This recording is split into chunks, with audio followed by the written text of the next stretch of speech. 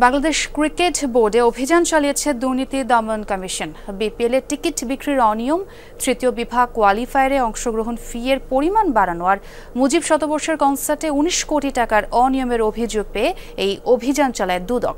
এই অভিযানে দুদককে সব ধরনের সহযোগিতা করার কথা বলছে বিসিবি।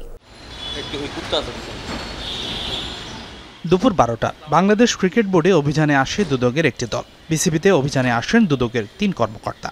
তবে এই অভিযানের কারণ তখনও অনেকের অজানা।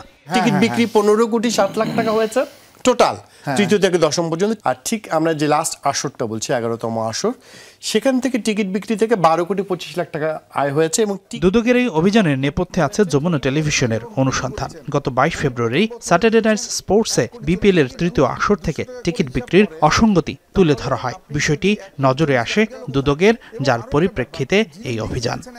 ১৫ কোটি টাকা আয় দেখানো হয়েছে, কিন্তু বিসিবি যখন নিজেরা দায়িত্ব নিল যে আমরাই টিকিট সেল করব, তখন ১১তম আসরে আয় দেখানো হয়েছে প্রায় ১৩ কোটি টাকা। তবে কেবল টিকিট বিক্রির অনিয়ম নিয়েই তদন্ত করতে আসেনি দুদকের কর্মকর্তারা। আরও দুটি অভিযোগও ছিল। তৃতীয় বিভাগ কোয়ালিফায়ারের জন্য গেল কয়েক বছরে ৫ লাখ টাকার বিশাল পার্টিসিপেশন ফি করায় অংশগ্রহণ কমে যায় ব্যাপক হারে। তবে ফারুক আহমেদের বোর্ড আসার পর পার্টিসিপেশন ফি কমিয়ে আবারও করা হয় ১ লাখ টাকা, আর তাই এবার অংশ নিচ্ছে ৬০ দল। তৃতীয় বিভাগ কোয়ালিফায়ারের এই অনিয়মের পাশাপাশি মুজিব শতবর্ষ কনসার্ট আয়োজনেও ব্যাপক দুর্নীতির অভিযোগ পেয়েছে দুদক। দুদকের কাছে অভিযোগ আছে এই কনসার্টে অন্তত ১৯ কোটি টাকার অনিয়ম হয়েছে।